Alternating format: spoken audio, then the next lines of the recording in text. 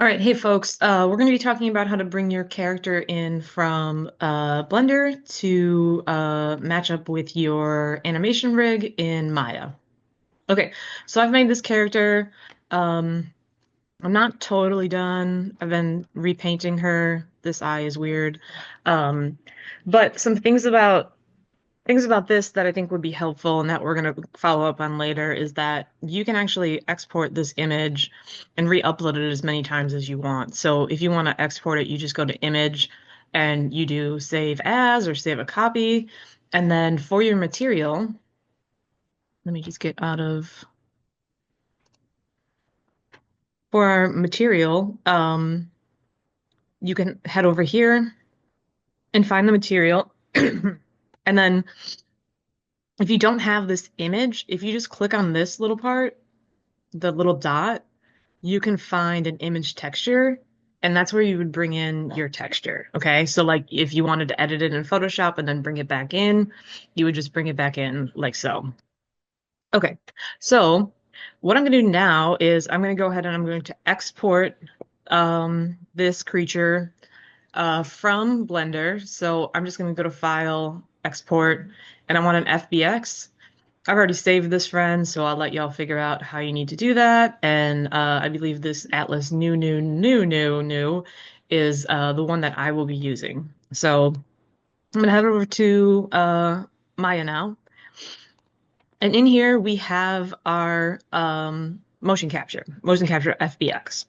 So the first thing that I'm gonna do is I'm gonna go to File, Import, and I'm going to find my character. So this friend. Okay, I'm gonna bring that in. As you can see, it didn't bring in the material with it. Um, so I'll show you how to add the material now. So what we can do is you can just go up to this little icon here. Okay, right here. Um, so this is gonna bring up the Hypershade palette. Okay, and so what we probably want to do is we probably want to just pick like a standard material, the standard material surface 3. You can always make a new one, but just pick one that's maybe like a standard shader. Okay. And that will show up over here so you can get the parameters of it outside of this as well.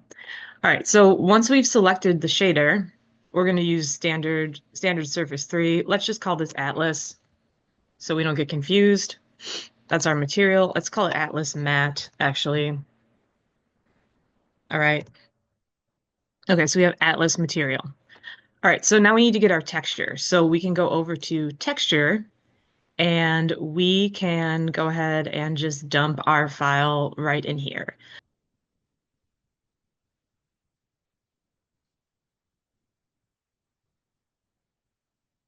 All right, so this one is close to the final one that I have. So I'm just going to dump this into the texture space. Okay, and this is mine, edit 7. You can click on it. Whoops. So if you right click on it, um, you can rename it and you can also hit assign textures to material selection. So I'm going to go ahead and rename it. And I'm just going to call this Atlas texture. Okay, and it's going to set up this little node system for you. You don't have to worry about that so much. Okay, so let's go back to materials and let's make sure we're selected on our, let's see, which one were we doing? The Atlas matte. Okay, so we want to be on the Atlas matte. And then if we go to textures, um, we can find the edit 7. That's my image. You can rename it. We're going to right click on it and do assign textures material to selection. Okay, so what we should have then, so we've assigned the material to the selection here, and if we go back to the materials and find our Atlas material, what we can do is we can head over here to where it says color, select this.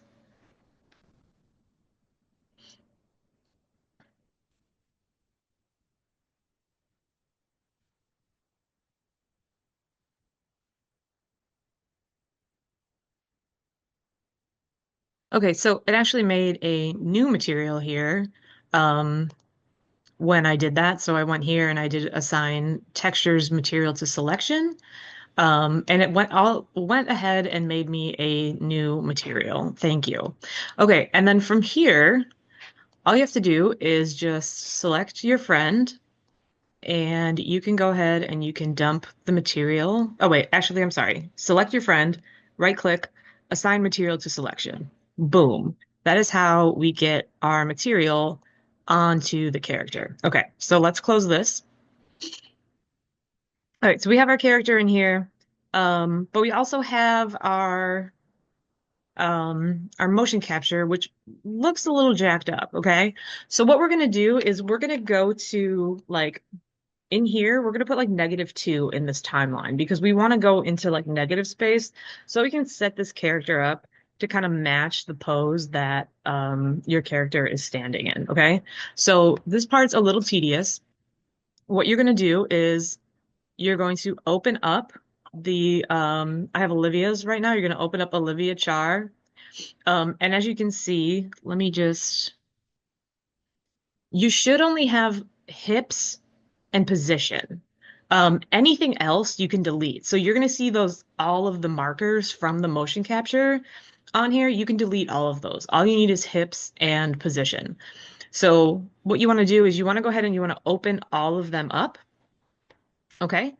And we want to go through one by one and reset the rotate to 0 on everything. Okay, so this is a little annoying, but we're just going to set it all to 0. And as you can see, the motion capture skeleton is kind of changing. So I'm going to pause this for the time being, and I'm going to do this, and then I'll be right back. All right, so now that I've completed that on all of these pieces, oh my God, one thing you should definitely do is go make a new copy of this file because I have clicked something in the past where it undid all of this work, okay? So just go to File, um, let's do Save Scene As, and I'm just gonna put it in my folder here. Let me find that.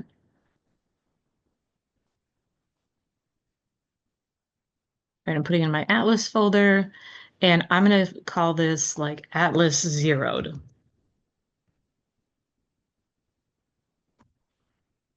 Okay, so this is Atlas zeroed. All right, so I've saved a copy. Now I'm going to save this. I'm going to overwrite this with the old file. So I'm going to go to File, Save Scene As, and I'm just going to call this Atlas MB. And I'm going to hit Save As. It's going to ask me if I want to overwrite it, and I will say yes. Okay, cool. So now we have where we're at right here preserved in a new file. And so now what we're going to do is we're going to start messing with this. So as you can see, what we did with this file is that we kind of zeroed everything out so it looks like a little bit more like my character. Um, so I had to remake my character into T-pose because I was having a lot of issues with that. So I remade mine. I re-photoshopped it and then I made a new character in Meshi. Um, and so this is perfectly suited for my character, but for your other characters, you may be in a pose. So what you can do, character and our skeleton kind of lined up now that we have everything. Um, And one of the things I wanted to point out here was that if yours is still in A pose, which is fine, you can go ahead and you can actually just rotate um, some of the like the hips and the arms here to, be in the position that you're working with. So that's always available. And let me get this one back to where we had it. All right, cool. So let's back up a little bit and let's make sure that our character is in line with the skeleton. So I'm just going to move them around, and I'm also going to want to be right in front. All right, I also want to rotate them so that they're facing the same way as the skeleton, as the feet. And if you hold down Shift and rotate, it'll clone it. You don't really need to do that. Let's back up. Let's just rotate her so she's mostly just straightforward. Okay, that looks pretty good to me. And then let's move her up here and kind of get her in line with our skeleton friend. Okay, so as you can see now, um, our skeleton is a little bit shorter than our character. So what I'm going to do is I'm going to rescale the character. All right, so scale and try to get it about the same size. And I'm just going to be kind of like moving this and then rescaling again. All right. Okay, that seems pretty good. All right, so next step is that we are going to move our character onto our skeleton. And let's look forward. Okay. And as you can see, like these two arms are on different joints. I'm not totally sure why that's happening, but the hips look like they're in a good spot. The legs look like they're in a good spot. Let's check that again. Okay, so maybe the legs need to go down a bit. So we will take the character up a bit and forward a bit so we can get those feet in there. And then let's pan around again. And let's go a little bit taller so we can kind of engage this arm. So just a bit here. All right, and then let's spin around again, pan again. Okay, so that is looking pretty decent. Okay, so we're going to actually open this up and we're going to select the hips so that we're actually selecting um, the skeleton and not this folder. And then we're going to select the mesh as well. And just be careful about this part because if you don't do this right, it's gonna like re-zero this whole thing, and this whole thing's gonna go back to its original position. So that's why we went and we saved that one that's like everything's zeroed. Okay, so make sure that you're selected not on the Olivia char, but on the hips itself, and then your mesh. And then we just go up to skin, bind skin, and things should be bound now. So we should be able to play it. All right. What's happening with my ear? Okay, so I understand why that is happening. Um, because this arm is a little too high. So I'll go ahead and adjust that. So let's go back to our -0. Hit stop. All right, let's pan around. And I think what is happening is that this shoulder is a little too high and is having too much influence over this. And this shoulder's like a little too low and having too much influence over this part. So,